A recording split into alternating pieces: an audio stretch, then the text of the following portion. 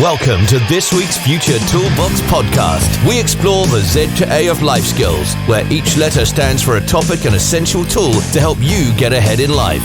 Meet Jules and Mark, creators of the multi-award-winning Future Toolbox, and enjoy their straightforward approach to creating growth mindsets that help people turn their dreams into realities. Whether you're a teen in education, a parent, a teacher, or part of a community group, start creating positive habits from today. Hello and welcome to this week's Z to A podcast with me, Mark, and Jules, creators of the multi-award-winning Future Toolbox. Hello and welcome. Now, this is where we pick a letter and a topic and discuss how you can use our tools and tips to improve your own personal development and life. Drum roll, please. What is this week's letter? This week's letter that we've chosen is E for evolve. Now, the definition of evolve means to develop gradually or change slowly, often into something better than before. So that's what we're going to chat about today, isn't it? It's about evolving and becoming the person that you want to be, and how we've managed to do that in terms of our business. We have massively evolved, and if you go back and listen to our first podcast episode, we shared our backstory on the Future Toolbox and how that became what it is today. We did. And in fact, even since that podcast back in October, we've still carried on evolving. Well, that's the thing, isn't it? You know, life does change. Everything changes. And to quote your wonderful 94-year-old Nan, whenever we go anywhere, she says, hasn't it changed? When it changed. Or if we explain to her some new technology that we're using, what is it she says? Newly fangled technology. I can't get my head around these newly fangled smartphones that have actually been out for many years, bless her. But the thing is, you know, life does evolve, things change, and we're here to help you and discuss how we've changed and how that might help you to benefit something that you're trying to do. Actually, yeah, talking about evolution and newly fangled technology and that analogy with my nan, I was actually chatting to somebody the other day because I quite like following the history of Northampton, the town that I was born in, and how it's changed over the years. I remember it growing up in the 80s and it being very different to what it is now, and that's the high streets across the country. But I was talking to somebody about music, and we were saying, wasn't it wonderful how we used to go into a record shop and we'd buy a record on vinyl? Oh gosh, those were the days, weren't Yeah, they? you could flip through the vinyl records. You could smell them as well. I can actually smell it if I think about it now. I'm trying to get the needle on the record. Yeah. That was a record, though. Put the needle on the record. But then we had cassettes, which used to chew up in your tape deck. You used to hear that noise, didn't you? You used to hear that, and you used to put a pencil in it if it got stuck. And the worst thing ever was when it would break and you had to sellotape it together. I know. And then you knew where the jump came. But then we went on to CDs, and then I guess where we are today is digital downloads. Yeah. And when we were actually moving from our house, when we moved out to Lanzarote, I was going through our CD collection, and I felt a real heavy heart because I remembered the joy of going to a shop and actually buying a CD or a record or something. So things do change. They evolve massively, and that is in a really short space of time. So now we just hop on Spotify, iTunes, we'll listen to a song, and it's just the way. Yeah, it's the way the world is now, isn't it? But if you think as well, you know, with this AI, artificial intelligence, that blows my mind at where that's all going to go. So I'm not surprised your poor Nan can't keep up. Well, that's true, actually. Going back to that time of the 80s, 90s or whatever, when we buy records, there were films about artificial intelligence. I think there was one actually called AI as well. I think there was, yeah. I used to love watching James Bond and seeing the gadgets and thinking, oh, wow, imagine having a watch that you could talk into. Now we've got Apple Watches and iWatches, every watches, you can talk into them. Pay for your goods with your watch. You just stand in front of the pay machine, don't you, with your watch. I'd never have thought of that. That's true, because years ago it was cash, then it was cheques. Then we went on to, cheques. Used to write a cheque out. Gosh. And then we went on to card payments that nobody trusted at first because Nan, actually, funny enough, my Nan still won't even use her card in a card machine because she thinks it's going to get eaten up. Yeah. And it will take all her money. Then you'd have your credit cards, which would scan onto a carbon copy. My gosh, you are really going back. Then they went on to chip and pin. Oh, no, in between that you used to have to sign, didn't you? Then it went on to chip and pin, and now we just have contactless. Contactless, yeah. And that's evolved in the last few years. Yeah, and I'll be honest with you, when contactless come out, I remember thinking, well, I can't see this taking off, because I just assumed that it would open us up more to sort of fraud or something like that. But yeah. Look where we are. I know. We use it all the time now. Pay for your coffee with your watch. With your watch or your phone, you just tap that on there. And we were saying that, weren't we? Imagine somebody who came back to life, who maybe died 15, 20 years ago, and you explain that to them. They'd be bamboozled. They would. So, yeah, bless you, Nan. I'm with you on this. I understand why you don't get this newfangled technology. But it is, as we're saying, it's changing ever so quickly now, isn't it? So, I wonder where it's all going to end. But let's not worry about that. Let's talk about where we started. Yeah, so the Future Toolbox. Well, we actually met working together at a company. We started off. Yeah.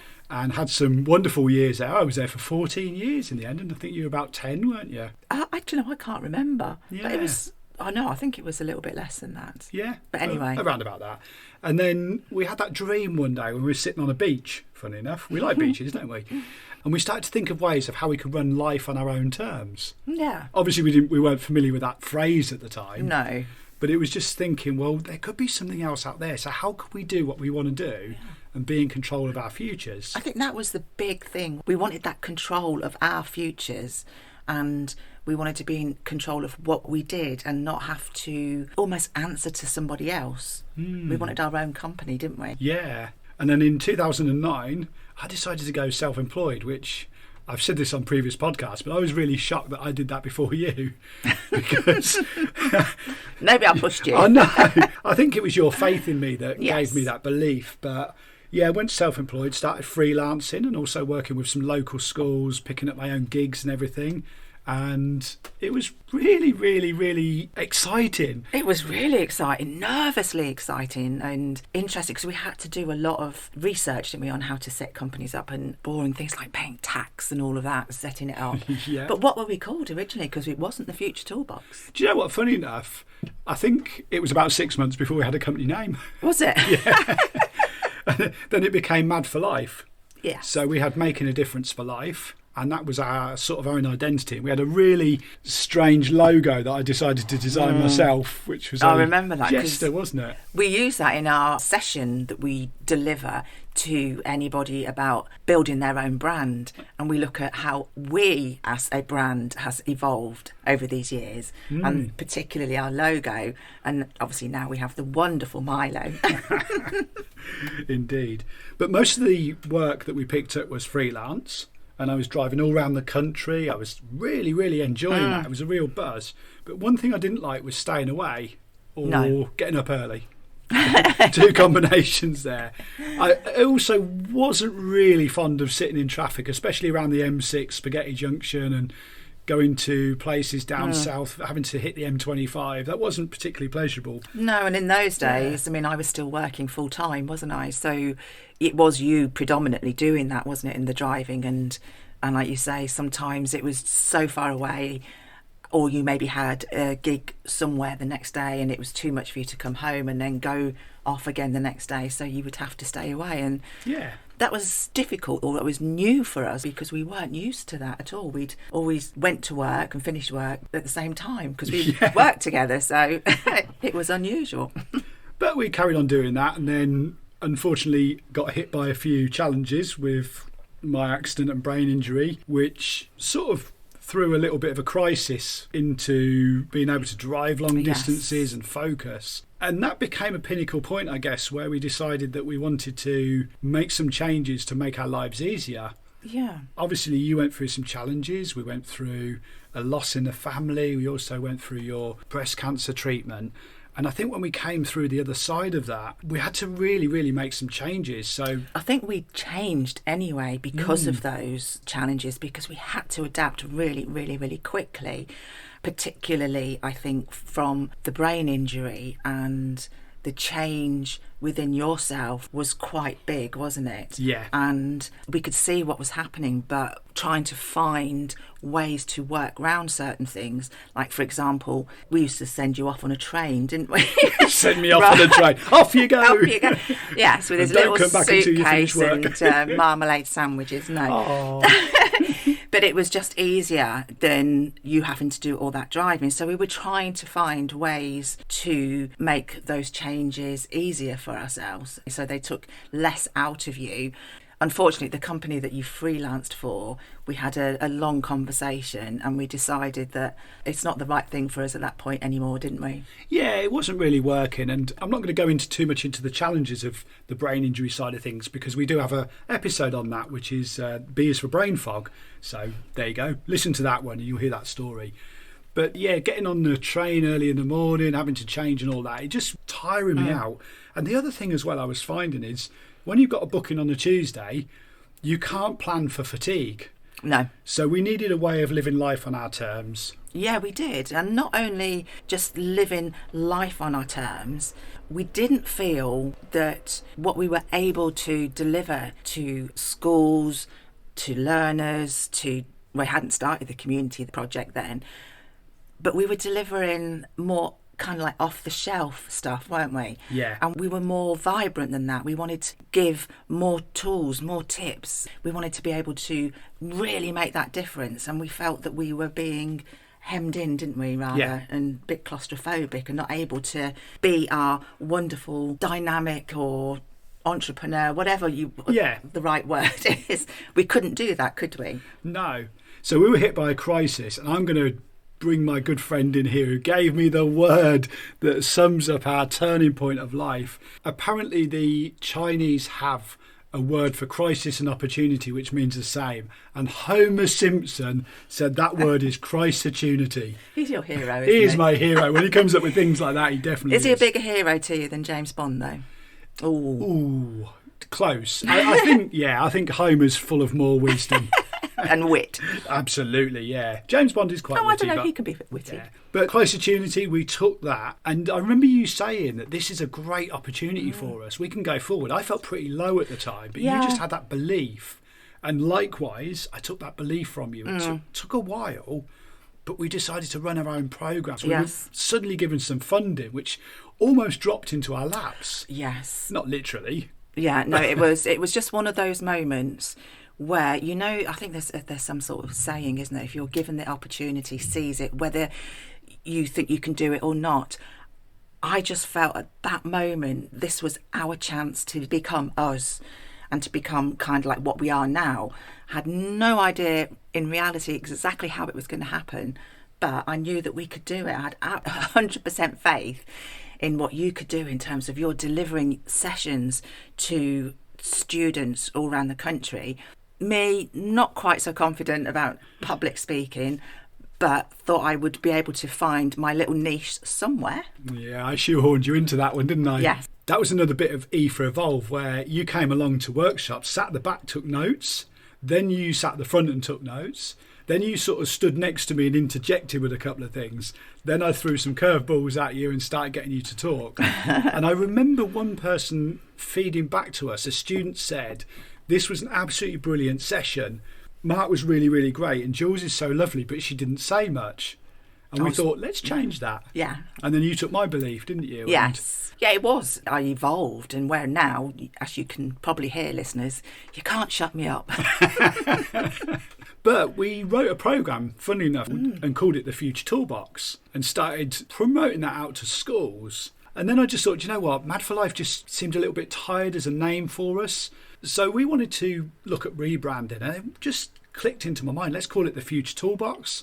We had Milo was designed for us. Yeah. And then that's just sort of evolved to where we are now, which we've moved away from just delivering programs in schools. We now work with community groups. We work with brain injury organisations, hidden disabilities. But also what's really, really nice is we've actually evolved to put our programs back online and start working remotely, which is actually quite useful when you move almost 2,000 miles away from where you lived. Yes. Yeah. We try not to talk about those horrible COVID times, but in its way, it gave us that we had no choice, but we had to evolve and rework our business and put it more online and more digital, which now has given us the opportunity, or certainly helped with the decision to come and move out here and still be able to be the Future Toolbox. That's it. And we went back a few weeks ago, delivered some face-to-face workshops. It was wonderful. Absolutely brilliant. But that's sort of our story, really. I was just thinking about how people can evolve and how people can design the life they want. Yeah. Now, when we were back in the UK, we went to 4 schools and delivered 4 of our Life Beyond School workshops. One of our favourites. Mind you, I'm saying that one of our favourites. We love them all, don't we? We have lots of one of our favourites, don't we? It's great when you find something that you love. Absolutely. But there's a bit on our Life Beyond School where we start talking about the olden days again. Here we go back down memory lane of records and CDs. This is before this, though, when a job used to be a job for life. Yeah. I shared a story of my pap, or granddad. Pap is a Northampton dialect for granddad. And my granddad left school and he went into the army doing national service. And he got his first choice in life when he was about 20 years old, where he was asked, would you like to stay in the army or would you like to go home? And he chose to go home, and he became a shoemaker because Northampton was very famous for making shoes. Also, he'd already met your nan, and I think he really wanted to go home and be with his family. Of course he did. But he had that job until he retired at 65. He was a shoemaker, and he worked for a small little independent firm repairing shoes. So it was great when I needed my shoes repairing, because I used to get them done for free, which was fabulous. But that's by the by. But he had one career throughout the whole of his life. Now, we always put this to students and say, how many career changes do people have now? And the answer is? Well, the answer at the moment is, averagely, people have a different career 7 times throughout their working life. So that's quite a lot of change, isn't it? And imagine all the job changes you have in those as well. So, and I've had 7. I always You've bamboozle the students by telling them I'm really Mr. Average. So my path started in financial services in a building society and went on a path into a estate agency, insurance, recruitment, training, and end up being the Future Toolbox. So it's not really an average Mr. Average. Certainly, I would never describe you as Mr. Average. No. Never. But certainly what we're doing today is, when I was 16 years old, if somebody said you're going to be a public speaker, author, and you're going to be living in Lanzarote and doing all these really cool things, I probably wouldn't have believed them. And that's happened through the evolution of a number of years. It has. It has. And one of the other things that we massively try and impress upon anybody at our talks is to find something that you love doing. We now found what we love to do, and it just means that we don't feel like we're working because we're enjoying it so much. It's nice when you get paid at the end of it, but we still absolutely, we just love what we're doing. That's what you want to evolve to, really, isn't it? Yeah, and I mean, we don't get paid for recording this podcast, but we do it because we love it, and it's part of the Future Toolbox, giving tools to people. It's part of our brand, isn't it? Yeah. But during our last workshop we delivered before the schools broke up, it was at one of our regular favourite schools, Spon School in Toaster in Northamptonshire, and we worked with the sixth form Year 12 group. And it was really wonderful because the school used to put on a session for students that weren't going to university. But then they decided this year to bring everybody in and not just talk about what life beyond school's like now. So we put together a programme and called it How to Live Life on Your Own Terms. And we run something similar for business in the same week as well. Yeah. A little thought to leave for our listeners here is to maybe try this exercise. And we just threw it out to people and said, if you could design your life on your own terms, what would it look like? So I think for us, our life on our own terms was to run a business that we could be in charge of. We could do what we love doing every single day, but also have the ability to put things down when we need to or want to. Yeah. So obviously need to could be fatigue. Yeah. Want to could be we want to do something else. It's as simple as that. But also we wanted to be able to live somewhere that we wanted to live. And we love travel, as people know. So what better thing to do would be to live on a beautiful little island in the middle of the Atlantic. We've sort of designed this by sitting there and thinking, what would life look like if we could live it on our own terms? So that's really over to you guys as our listeners. What would life look like on your own terms?